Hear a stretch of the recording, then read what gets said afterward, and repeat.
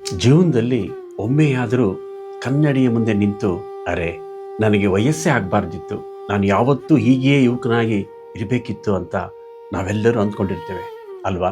ಪ್ರಕೃತಿಯನ್ನು ಒಮ್ಮೆ ಗಮನಿಸಿ. ಎಲೆ ಉದುರಿದ ಮರಕ್ಕೆ ಪ್ರತಿ ವರ್ಷ ವಸಂತ ಕಾಲ, ಮತ್ತೆ ಹೊಸ ಚಿಗುರು, ಹೊಸ ಯೌವನ.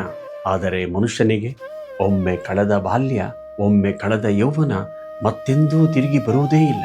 ಇದೇ ತಾತ್ವಿಕ ನೋವು ಮತ್ತು ಪ್ರಕೃತಿಯ ಬೆರಗನ್ನ ನಮ್ಮ ವರಕವಿ ಬೇಂದ್ರೆ ತಮ್ಮ ಅದ್ಭುತ ಕವಿತೆಯಲ್ಲಿ ಅತ್ಯಂತ ಮಾರ್ಮಿಕವಾಗಿ ಕಟ್ಟಿಕೊಟ್ಟಿದ್ದಾರೆ.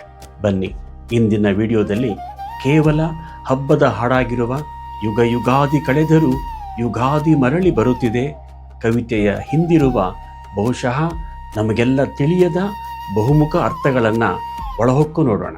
ಪ್ರಕೃತಿ ವರ್ಸಸ್ ಮನುಷ್ಯನ ಆಯಸ್ಸು.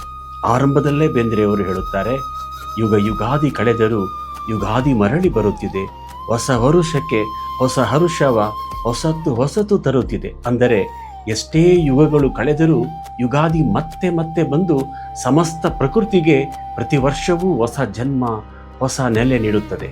ಪ್ರಕೃತಿಗೇನೋ ಪ್ರತಿ ವರ್ಷ ಪುನರ್ಜನ್ಮ, ಆದರೆ ಮನುಷ್ಯನಿಗೆ ಕವಿ ಬೇಂದ್ರೆ ವಿಷಾದದಿಂದ ಕೇಳುತ್ತಾರೆ, ಒಂದೇ ಒಂದು ಜನ್ಮದಲ್ಲಿ ಒಂದೇ ಬಾಲ್ಯ, ಒಂದೇ ಹರೆಯ, ನಮಗದಷ್ಟೇ ಏತಕ್ಕೆ? ಮನುಷ್ಯನಿಗೆ ಮಾತ್ರ ಮುಪ್ಪಿನಿಂದ ಮತ್ತೆ ಯೌವನಕ್ಕೆ ಮರಳುವ ಅವಕಾಶ ಇಲ್ಲವಲ್ಲ ಎಂಬ ಸಹಾಯಕತೆ ಇಲ್ಲಿದೆ. ಬೇವಿನ ಕಹಿ, ಹೊಂಗೆಯ ಸಿಹಿ. ಈ ಕವಿತೆಯಲ್ಲಿ ಬರುವ ಬೇವು ಮತ್ತು ಹೊಂಗೆ ಹೂವಿನ ಸಾಂಕೇತಿಕತೆ ಬಹಳ ಅದ್ಭುತವಾಗಿದೆ. ಜೀವನ ಅಂದರೆ ಬರೀ ಸುಖವಲ್ಲ ತಾನೆ. ಕವಿಗಳು ನಮ್ಮ ಕಷ್ಟ ದುಃಖಗಳನ್ನು ಬೇವಿನ ಕಹಿ ಬಾಳಿನಲ್ಲಿ ಎಂದು ವರ್ಣಿಸುತ್ತಾರೆ. ಈ ಕಹಿಯಾದ ಬದುಕಿಗೆ ಜೀವಕಳೆಯನ್ನ, ಹೊಸ ಚೈತನ್ಯವನ್ನು ತರುವುದು ಯಾರು ಗೊತ್ತೇ? ಅದೇ ಹೊಂಗೆ ಹೂವಿನ ನಸುಗೆಂಪು. ಆ ಹೂವಿನ ತೊಂಗಲಲ್ಲಿ ಝಂಕರಿಸುವ ಭೃಂಗದ ಸಂಗೀತ. ಹೊಂಗೆ ಹೂವ ತೊಂಗಲಲ್ಲಿ ಭೃಂಗದ ಸಂಗೀತ ಕೇಳಿ. ಯುಗಾದಿಯು ನಮ್ಮ ಕಷ್ಟದ ಜೀವನದಲ್ಲಿ ಆಸೆಯ ಉಲ್ಲಾಸದ ಸಿಹಿಯನ್ನ ಹೇಗೆ ತರುತ್ತದೆ ಎಂಬುದನ್ನು ಇದು ಸೂಚಿಸುತ್ತೆ. ಕಾಮದೇವನ ಬಾಣ ಮತ್ತು ಮಾಮರದ ಪುಳಕ. ವಸಂತ ಋತುವಿಗೂ ಕಾಮದೇವನಿಗೂ ಅನನ್ಯವಾದ ಸ್ನೇಹ ಸಂಬಂಧವಿದೆ. ಕವಿತೆಯ ಈ ಅದ್ಭುತ ಸಾಲುಗಳನ್ನು ಗಮನಿಸಿ.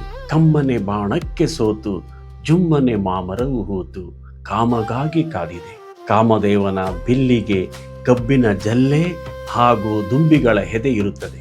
ಅವನು ಉಪಯೋಗಿಸುವುದು 5 ತರಹದ ಹೂವಿನ ಬಾಣಗಳನ್ನು. ಇಂತಹ ಕಮ್ಮನೆಯ ಅಂದರೆ ಸಿಹಿಯಾದ ಬಾಣಕ್ಕೆ ಪ್ರಕೃತಿಯು ತಾನಾಗಿಯೇ ಸೋಲುತ್ತದೆ.